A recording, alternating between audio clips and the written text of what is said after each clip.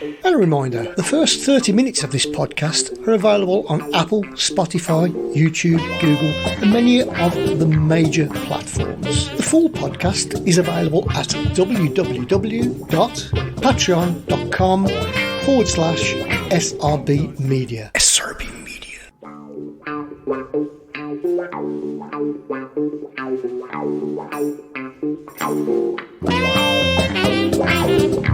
Good evening, Gary. Good evening, TC. Everyone. Good evening, everybody. Good evening, TC, and welcome all to our weekly podcast. Terry Curran's Curran View with the Isle of Hillsborough. Mr. Terry Curran, steady away. What kind of week you had, mate? Steady away, just like you just said.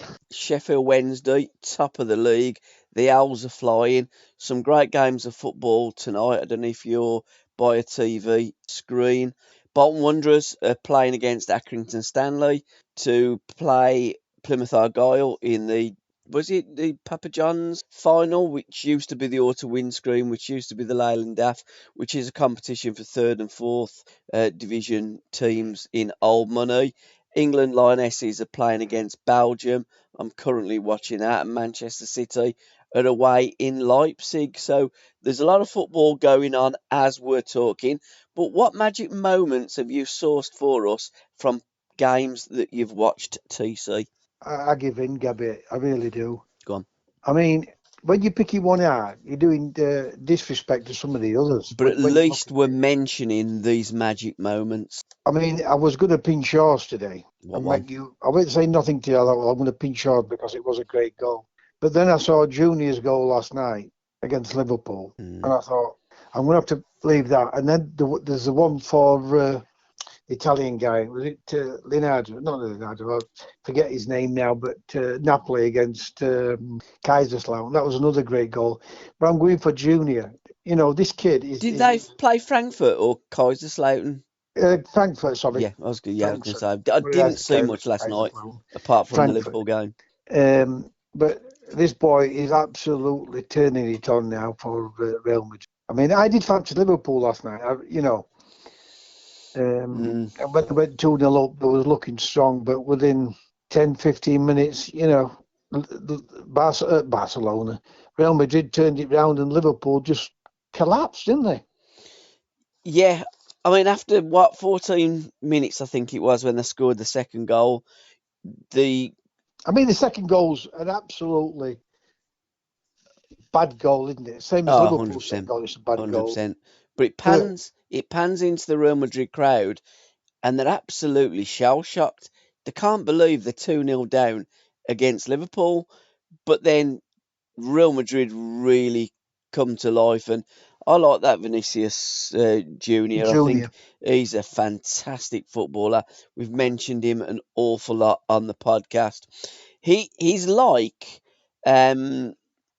I think Allan Clarke Strange, isn't he? Yeah, Allan Clarke Strange and the Adama Traore, but with a brain and with football ability. A natural football brain. Yeah, and has got absolutely everything that you would want from a winger in old money.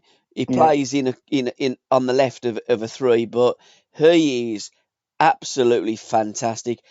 And I think when Trent's up against him, it's difficult. Because, 2 years ago, 18 months ago, I said to you he's going to be a superstar. Yeah, he did. Whatever happened to him? I mean, I'm not putting it down to the school meals and all that. Something radically wrong something went wrong with him. Whether it, he did a low spell, but he's absolutely turned it round and he's absolutely on fire for Manchester United. Can we also say that Rashford has been carrying an injury? He hasn't been fully fit. He's been playing when he hasn't been fully fit. And I think we've seen the consequences of him not being fully fit.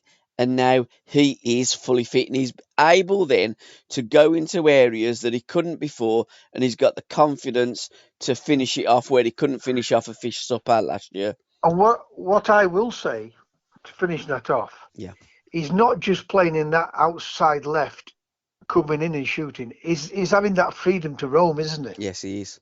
And that's taking the shackles off him. I think when you put all of that into consideration, and also what Uddy and I always harp on about on our podcasts, My Life, My Music, and Alan Hudson's American Dream. And by the way, part 6 of the American Dream is out now. Is about management and how important a good manager is. And I know too, we've been doing this now. This is our 147th current view and 146 that we've done together. The importance of a manager, how the manager allows you to go out and play the game that you wish to play. I mean, I understand why they have to have a bit of discipline in there. Yeah.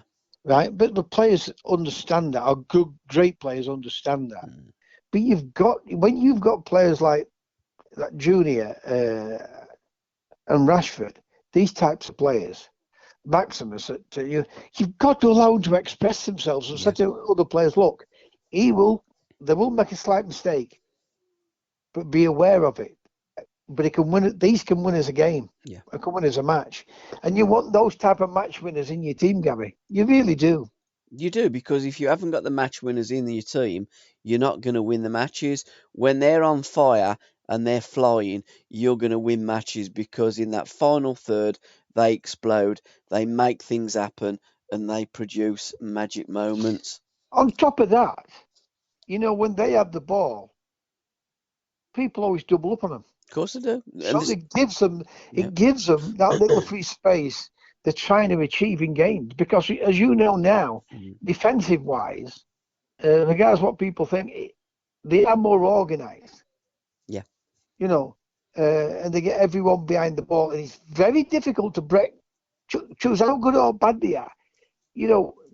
What they are capable of is closing space down these average teams. But when you have those types of players playing at the top of the peak, and giving them freedom to play, it does bring people out of position. And I think that when you have pace up front as well, what it makes teams do 100%. is defend deeper. So it does give you a little bit more space in midfield. And if you pass the ball quick enough, if you've got players with good feet, take players on, draw players out, when teams are doubling up, you are creating a little bit of space. And when you play against those sides that just come out and defend so vehemently, it's so important to move the ball with pace and purpose. But as you're saying, with pace and purpose, when you've got players like that, it's just invaluable, isn't it? Yeah, and what you was on about, moving the ball quicker and having pace in your team. What I was saying is that Manchester City, the little blip they've had, they haven't been moving the ball quick enough. Whether it's the players or whether it's because of teams being more defensive minded and closing the space down even more tighter for them to try and break down. But this last couple of games, especially against Arsenal and what I saw again at the weekend, the Forest, they should have battered Forest, really. Yeah. They should have been 5 or 6. But Forest stung in there and got a result, which is a great result for Forest. Absolutely. And I'm pleased for them, because obviously I don't want to see Forest get relegated. Absolutely, T. And again, sometimes you just don't get that rub of the green, and no matter how many chances that you create, how many shots that you have towards goal, sometimes it just doesn't see the back of the net. And I got to say, Jack Grealish, since he's been playing for Manchester City, he must be the most unluckiest player that I've seen so far this season, because the amount of shots that he's had that have been blocked, I think, blimey, that could only really happen to Jack. And he is really I think he's finding his feet now. He's finding more confidence. They've settled in a lot more, haven't they? Yeah, 100%. And on top of that, the players have respected him a little bit more now and all. And that's another plus for him, you know. But the team is playing well again, and he feels, I would imagine when Sterling were there, they were chopping and changing. Now he feels more confident. Having said that, I mean, Foden has been playing out there, but Foden's a better midfield player, central midfield player, than a wide left midfield player. 100%. I just think Man City need to do a little bit more fine tuning. There are players, and they've got the squad to take on all comers in all competitions.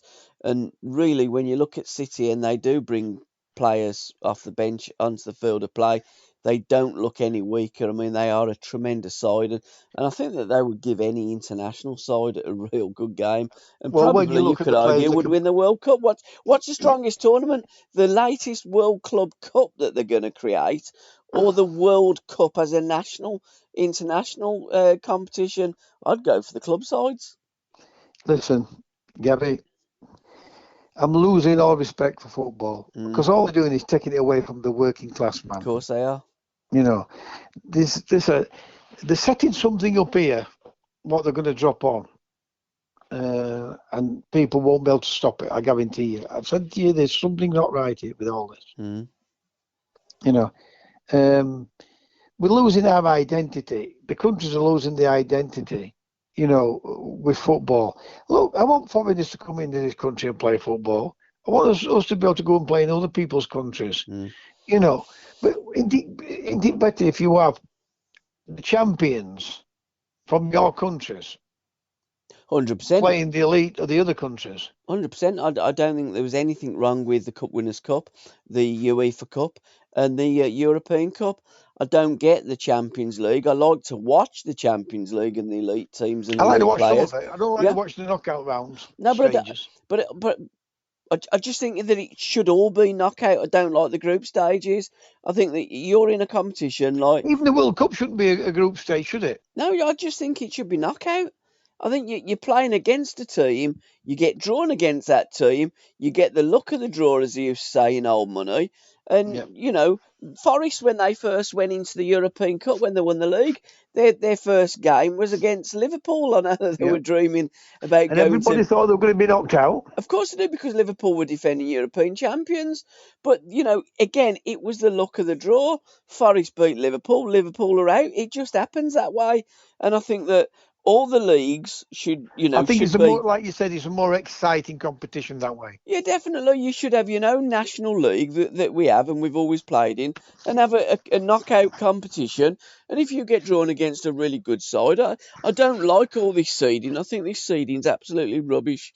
And I think it should all be on merit. You pick out, you get drawn against whoever, you play home and away, knockout, get on with it. And that would stop all this fixture congestion that they keep moaning about. But they do it because it's all about the money, and it's, you know, it really does grind my gears. But there you go, we're not going to change it to. Ward-Prowse's free kick against Chelsea, he's got the highest conversion rate since he started taking free kicks in 2013. What a tremendous exponent of the dead ball, isn't he, Ward-Prowse? Absolutely. Where free kicks concerned, he's second to no one, is he? Really? Yeah, I think he's He's absolutely scored brilliant. more free kicks than any other player, I think. I think certainly in modern times. Well, in the Premier League, I think he has. Yeah, I think in modern times, is he? Did I see that he was one behind David Beckham now? But what they never give you, and it's never a balanced debate. But no, going back to it, it is difficult as a forward when you're going to play for another club, certainly in another country. Goal scorers are judged on their goal scoring ability, whereas, you know, defenders and midfield players aren't. And I think a lack of confidence comes into play with goal scorers. Yeah, he does. And it's funny because, like you say, for these last couple of seasons, Chelsea have struggled for scoring goals, haven't they? Yeah, they have, yeah. And you can't say Tuchel was a defensive-minded coach because, you know, they play some good football at times. I mean, when he played Manchester City, they were more cautious. I'll get that. I do get that. But other than that, he's always had a team what's tried to win games, hasn't he? So whether Potter's the man for the job, I don't know. I'd like to see him do well. I would like to see him do well because I want to see an English coach do well. Yeah. You know, not because of anything. I just want to see an English coach, you know, being amongst the elite coaches in the world. Absolutely. But there's something not right. No, and absolutely, and winning the Premier League, because the last English manager to win the... Well, no one's won the Premier League. No, the last one to win the top flight in England. Is that was Wilkinson, exactly, 92? Yeah. It's incredible. But no one's won it. But what I'm trying to say is, you know, football, like you have always said, football didn't start with the Premier League. No, not at But all. there hasn't been an English manager won the Premier League. No, Which is shocking. It's shocking. Let's hope that To say it's in Graham. our country. I know. Let's hope that Graham Potter or an English manager can win the league soon. So we will. We won't hold our breath, but we will watch, and hopefully one of these days the English manager will come good. And good luck to young Potter, because he's taking an unbelievable amount of stick, and I really hope he succeeds, because I've enjoyed watching his management. If he gets through this and he turns it round, then he's got a chance of being a league manager. Absolutely. But I mean, I'd like to see Newcastle win the League Cup this weekend. Yep, so same here. It gives not because I want Man United to get big, because it gives an English manager a chance to win something and push on. Absolutely. But what happens if he loses the League Cup and they drop out of the top four? Well, again, they're all going screaming mad that he's having a great season. Mm-hmm. So far, so good. Yes. But if he wins now, they'll be on his back like a ton of bricks. Absolutely. And he's got a group of players, and we've said this many times on the podcast, a lot of these players are the same players that played under either Benitez or Steve Bruce. He's coached them, he's made them look better. Newcastle United, as you've alluded to, they're in the top four, they've got to the League Cup final. He's done a fantastic job. But you look at these big spending sides and clubs with state-owned backing, they're going to want the elite manager, and if the manager doesn't deliver success, they're going to look elsewhere and bring in their opinion, a top-flight manager, an elite manager to do the job. And where does it leave managers like Eddie Howe? So good luck to Eddie. We hope that you deliver. Those type of football club owners only see one thing: success. Absolutely. 100%. So they won't mess around. No, 100%. But isn't it a joy to watch Newcastle play attacking attractive football? Yeah. To what we've seen under Benitez and Steve Bruce. And doesn't it just prove that them players can play that way? All they need to do is be given that license to roam, that license to just go out, express yourself and play, because we know you can play. Just go and do it. And you look at management, again, it's all down to management. And I'm hearing that West Ham, if they get rid of David Moyes, they're looking at bringing in Benitez, and you just couldn't make it up. I don't know where that'd be the biggest joke in football. Absolutely. But on top of that, people say you can't do this and you can't do that because you don't have money, you don't have this, and this type of club and that type of club. Yeah. I will advise anyone what's listening to this, right? Go and watch Burnley play football. I watched them last night. And how they kept the ball. They were brilliant again last night, Burnley. Yeah. What he's done, this has changed a lot of players. But they're one of the youngest teams in that league. Yeah, they are, yeah. And they're playing football, but other teams can't get the ball from. And I hate to say this. Yes, it looks like Manchester City, but it's very difficult to follow a Clough. It's very difficult to follow a Revie. It's very difficult to follow a Shankly or a Guardiola. You can learn from those managers, but you've got to stamp your authority on the game. Yeah. And when I'm looking at Burnley, Company is stamping his authority and is producing a type of football. Yes, you can compare it to Manchester City, looking at it, the way how they play. But this is Company's team, not Guardiola's team. Not Guardiola was coaching it, it's Company's. And I tell you what, they are playing some fabulous football, and he's going to be their next. He's going to be the next one of the elite managers, young managers. Absolutely.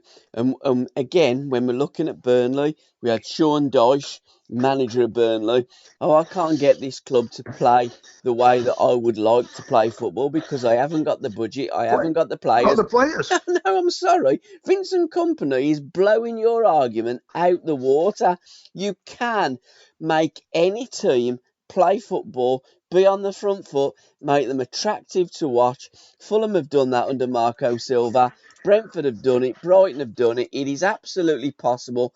Don't listen to the idiots, because they will have you convinced that unless you can match a team pound for pound in terms of spending, you've got to get men behind the ball and you can't go toe to toe because you'll get smashed. Absolute load of rubbish comes from idiots that know nothing about the great game. Dan Kemp's free kick for Hartlepool. What a left-footed strike.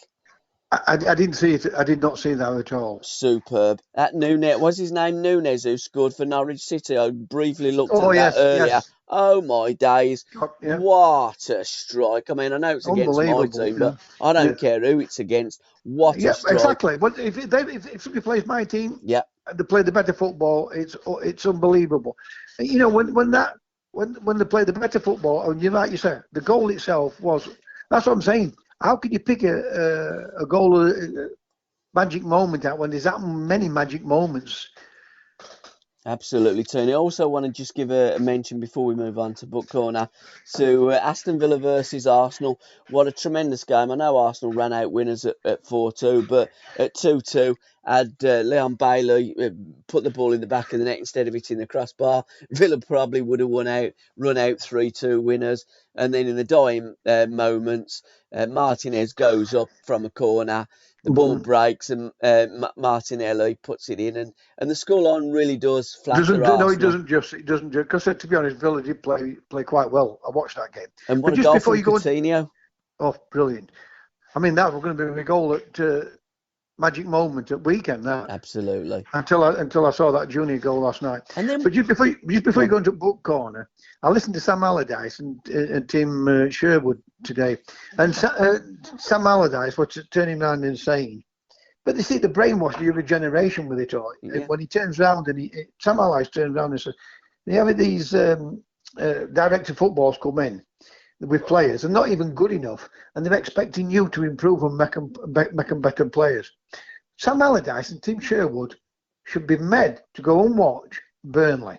Because what he's done at Burnley, the way how they play football, that's a coach's job is to improve players. Correct. Not to say they're not good enough, improve them. And then if they're not good enough, if you can't improve them, then I'll accept that. Absolutely. You look at Marcelo Bielsa. He come in at Leeds United. What did he do? He improved the team. He took them up. Okay, they got rid of him, but improved them because of his skill as a coach. What I will say, I would put him on the same par as Guardiola. His problem is he wants to do it with the players he's got. If you're going to win trophies, you've got to go in and improve the team. Yeah. And what he wouldn't do is buy the elite players to go and win major trophies. Now, we're talking about players. Look what he was done to that Amaron. Yeah, Steve Bruce couldn't get in team. Rafael Benitez couldn't get in team. No. He's playing out his skin and scoring goals on the Eddie Howe. Yeah, but when you look at Almiron, I've watched him before and I thought, you know what, there's a player inside of you. You look at St. Maximum, okay, under Steve Bruce, you know, he did play him and he did have some fantastic games. But you must look as a coach, you must look at a player and think, there's a player inside of you, I've got to bring that out. But when you're playing in a negative way that Bruce did and Benitez did, you're not going to bring out the best in more attack-minded football players.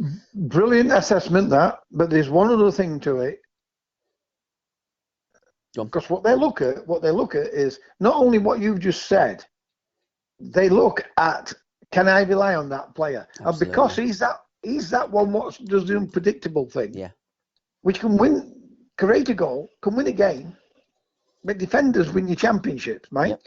You know, they look at that type of player, pull him off, pull him out, and you can see with the body language when they're walking off, can't you? Yeah, you can do, yeah. You know, you think, well, that's not 7 colours of shit out of him. Absolutely. Sorry for my language. No, absolutely, too. And that's why I hope that all these managers like that, A, don't get clubs to manage, or B, when they do, don't succeed. Because I want managers that are bright, managers that get... Where do we go, Mike, Gabby? Yeah. Where do we go? Nathan Jones, not English, Welsh, gets the sack. Who's the other kid what got the sack? Queen's Park Rangers, English guy, Critchley. Critchley, yeah. Yeah, gets the sack. David Moyes, have you just hit up on? They're trying to get rid of him. Right? Where do we go from here with our coaches?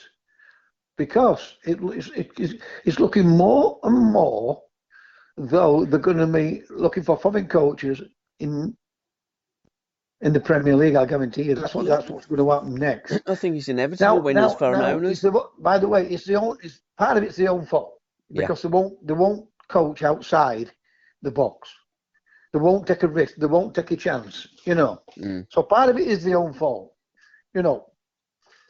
He's gone into Burnley, like I've just said 2 minutes ago, and they look a different team. They said that you can't do it. I'll never forget all the experts when they turned around and said, David Silva, will never make it in the Premier League. And same players, same pundits and media telling him what a marvellous career he's had in the Premier League. You see, when you're talking about it, right, they're the ones what say talk's cheap. Yeah. I thought they always say that talk's cheap, but it's them what do all the talking and never get it right. No wonder why they don't get it right as managers, but they don't get it right as pundits. Absolutely, and people listen to them and think that because their job is a pundit and they're educating the public, they listen to the narrative that they're driving forward. And I've always said this, in football, we've listened to the wrong people. And, practice makes perfect, but when you keep replicating the same mistakes, it doesn't make it better. But that's the way football is, and hopefully with the influx of coaches like we've identified, the game will be the better for it. They'll come off at half time and they'll go straight to the whiteboard, right? Yeah. And put the little magnets on there, and they're telling players to do this and do that. And it's easy to say that on there. What a manager's got to do is look at a football field and look at the mistakes a player is doing, reoccurring all the time. Yeah. Then he's got to get somebody what can do better than that if he cannot improve that player. Right? So then the public look at that and say, I can understand why can't the players. Well, hang on a bit. Anybody could put little magnets to a whiteboard, right, and move them around, and it looks fascinating, doesn't it? Well, it does to people that just want to look at magnets on a board, I guess it does.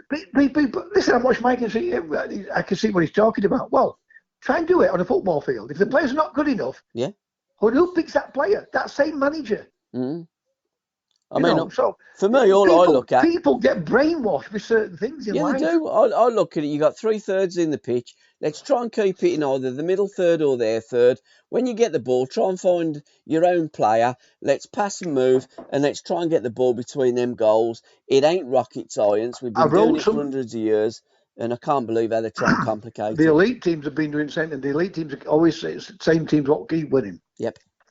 I wrote something what Brian Clough always says to us. If you can't control the ball, young man, you can't look after it. And if you can't look after the ball, you can't look after the game. Yep. Simple. Exactly, yeah. Simple. Absolutely. So a manager should be able to look, Gabby's first touch is sublime. And when you've got that gives you time. Absolutely. That's an education for him, that. Yeah. That gives you time. First touch. Because if your touch is not right, it's like you're making a tattle on your next touch. Of course you are, yeah. But you can't listen. They listen to people because they want television or day in, day out, week in, week out. Right? And then you get something like me, no, I'm not. I'm telling you what's wrong. I'm explaining to you what's wrong with the game.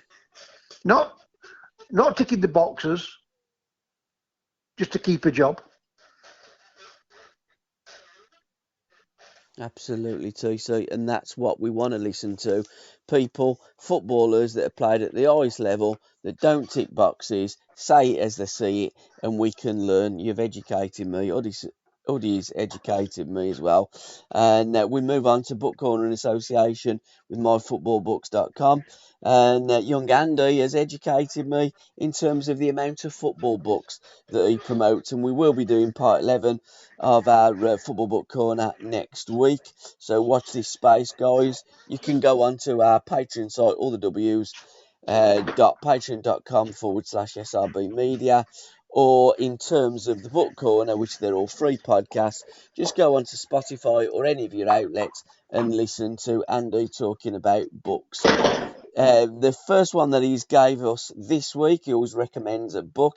It's Duncan Edwards, An Intimate Portrait of Manchester United Lost Genius by Wayne Barton. And he always I've gives seen me... I've seen that advertised on I believe it's just Twitter. come out. Yeah, I believe I've it's seen just it come on Twitter, out. little clips of things. And on this I didn't know if it was an old book or a new one. But no, this is a new one. There's been various books on Duncan Edwards, but Wayne's written this one, and it's just come out. And on